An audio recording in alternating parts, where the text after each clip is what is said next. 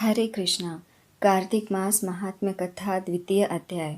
भगवान श्री कृष्ण आगे बोले, हे प्रिय, जब गुणवती को राक्षस द्वारा अपने पति एवं पिता के मारे जाने का समाचार मिला तो वह विलाप करने लगी। हाँ नाथ, हाँ पिता, मुझको त्याग कर तुम कहाँ चले गए? मैं अकेली स्त्री तुम्हारे बिना अब क्या करूँ? अब मेरे भोजन वस्त्र आदि की व्यवस्था कौन करेगा? घर में प्रेम पूर्वक मेरा पालन पोषण कौन करेगा? मैं कुछ भी नहीं कर सकती। मुझ विधवा की कौन रक्षा करेगा? मैं कहाँ जाऊँ? मेरे पास तो अब कोई ठिकाना भी नहीं रहा।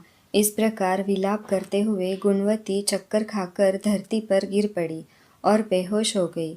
बहुत देर बाद जब उसे होश आया तो वह पहले की ही भांति करुण विलाप करते हुए शोक सागर में डूब गई। कुछ समय के पश्चात जब वह संभली तो उसे ध्यान आया कि पिता और पति की मृत्यु के बाद मुझे उनकी क्रिया करनी चाहिए जिससे उनकी गति हो सके। इसीलिए उसने अपने घर का सारा सामान बेच दिया और उससे प्राप्त धन से उसने अपने पिता एवं पति का श्राद्ध आदि कर्म किया। तत्पश्चात वह उसी नगर में रहते हुए 8 प्रहर भगवान विष्णु की भक्ति करने लगी। उसने मृत्यु पर्यंत तक नियम पूर्वक सभी एकादशियों का व्रत और कार्तिक महीने में उपवास एवं व्रत किए। हे प्रिय, एकादशी और कार्तिक व्रत मुझे बहुत ही प्रिय है। इनसे मुक्ति, भुक्ति, पुत्र तथा संपत्ति प्राप्त होती है। कार्तिक माह में जब तुला राशि पर सूर्य आता है तब ब्रह्म मुहूर्त में उठकर स्नान करने व व्रत व उपवास करने वाले मनुष्य मुझे बहुत प्रिय है, क्योंकि यदि उन्होंने पाप भी किए हो तो वो भी स्नान व व्रत के प्रभाव से उन्हें मोक्ष प्राप्त हो जाता है। कार्तिक में स्नान, जागरण, दीपदान तथा तुलसी के पौधे की रक्षा करने वाले मनुष्य साक्षात भगवान विष्णु के समान हैं। कार्तिक मास में मंदिर में झाड़ू लगाने वाले, स्वस्तिक बनाने वाले तथा भगवान विष्णु की पूजा करने वाले मनुष्य जन्म मरण के चक्कर से छुटकारा पा जाते हैं।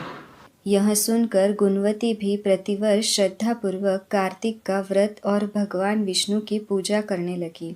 हे प्रिय, एक बार उसे ज्वर हो गया और वह बहुत कमज़ोर भी हो गई। फिर भी वह किसी प्रकार गंगा स्नान के लिए चली गई। गंगा तक तो वह पहुंच गई, परंतु शीत के कारण वह बुरी तरह से काँप रही थी। इस कारण वह शिथिल हो गई। तब मेरे दूत उसे मेरे धाम में ले आए। तत्पश्चात ब्रह्मा आदि देवताओं की प्रार्थना पर जब मैंने कृष्ण का अवतार लिया तो मेरे गण भी मेरे साथ इस पृथ्वी पर आए, जो इस समय यादव है। तुम्हारे पिता पूर्व जन्म में देव शर्मा थे तो इस समय सत्राजित है। पूर्व जन्म में चंद्र शर्मा जो तुम्हारा पति था वह डाकू है, और हे देवी, तू ही वह गुणवती है। कार्तिक व्रत के प्रभाव के कारण ही तुम मेरी अर्धांगिनी हुई हो। पूर्व जन्म में तुमने मेरे मंदिर के द्वार पर तुलसी का पौधा लगाया था। इस समय वह तुम्हारे महलों के आंगन में कल्पवृक्ष के रूप में विद्यमान है। उस जन्म में जो तुमने दीपदान किया था उसी कारण तुम्हारी देह इतनी सुंदर है और तुम्हारे घर में साक्षात लक्ष्मी का वास है। चूँकि तुमने पूर्व जन्म में अपने सभी व्रतों का फल पति स्वरूप विष्णु को अर्पित किया था, उसी के प्रभाव से इस जन्म में तुम मेरी प्रिय पत्नी हुई हो। पूर्व जन्म में तुमने नियम पूर्वक जो कार्तिक मास का व्रत किया था उसी के कारण मेरा और तुम्हारा कभी वियोग नहीं होगा। इस प्रकार कार्तिक मास में व्रत आदि करने वाले मनुष्य मुझे तुम्हारे समान प्रिय है। दूसरे जप, तप, यज्ञ, दान आदि करने से प्राप्त फल कार्तिक मास में किए गए व्रत के फल से बहुत थोड़ा होता है, अर्थात कार्तिक मास के व्रत का 16वां भाग भी नहीं होता है। इस प्रकार सत्यभामा भगवान श्री कृष्ण के मुख से अपने पूर्व जन्म के पुण्य का प्रभाव सुनकर बहुत प्रसन्न हुई। श्री कृष्ण चरणार्पणम वस्तु।